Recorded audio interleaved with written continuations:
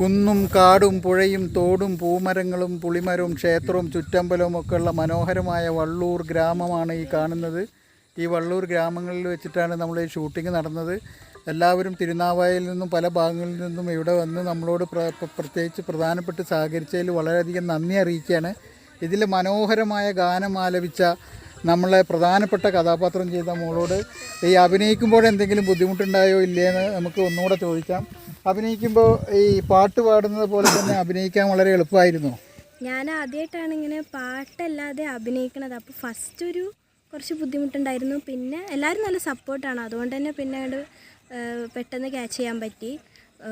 എനിക്ക് first experience ആയതുകൊണ്ട് കുറച്ചൊരു ബുദ്ധിമുട്ട് തോന്നി. ഇപ്പോൾ എന്താ കുഴപ്പമൊന്നുമില്ല, അപ്പോൾ ഓക്കെ. ഇതിൻ്റെ സംവിധായകനും ക്യാമറാമാനും അത്യാവശ്യം ചൂടനാണോ അതോ എന്തായിരുന്നു അവരുടെ അനുഭവം?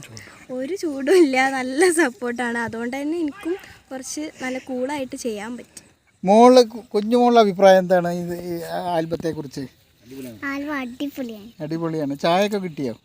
ഭക്ഷണമൊക്കെ കിട്ടി? ഉഷാറായിരുന്നു, അടിപൊളിയായിട്ട് അഭിനയിച്ചു അല്ലേ? എങ്ങനെയായിരുന്നു അഭിനയിച്ചത്? ആദ്യത്തെ ഷോട്ട് എന്തായിരുന്നു?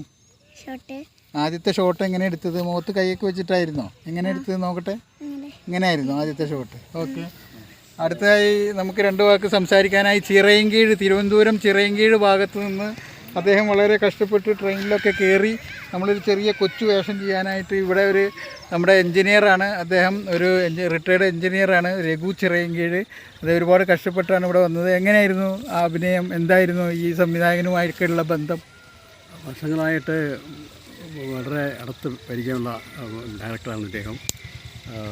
എനിക്ക് വേണ്ട അഭിനയത്തിന് വേണ്ട പ്രോത്സാഹനം ഞാൻ നൽകിയിട്ടുണ്ട്. ഇതിലും വേണ്ട കൊള്ളാവുന്ന വേഷം എനിക്ക് തരാൻ അദ്ദേഹത്തിന് സാധിച്ചിട്ടുണ്ട്. എല്ലാ നന്മകളും നേരുന്നു. ഇതിലൊരു വേറൊരു കഥാപാത്രം ചെയ്ത ഒരു കുട്ടിയോട് നമുക്ക് വിശേഷങ്ങളൊക്കെ ചോദിക്കാം. പേര് പറയാമോളെ? ഐശ്വര്യ. എങ്ങനെ ഉണ്ടായിരുന്നു അഭിനയം? അടിപൊളിയായിരുന്നു. എന്തായിരുന്നു വേഷം? ഈദിൻ്റെ ഒരു തെക്കുബീറൊന്ന് ചൊല്ലിക്കേ. ഓക്കെ, അപ്പോൾ അഭിനയമൊക്കെ ഉഷാറായിരുന്നു അല്ലേ? അപ്പോൾ എല്ലാവരും നമ്മൾ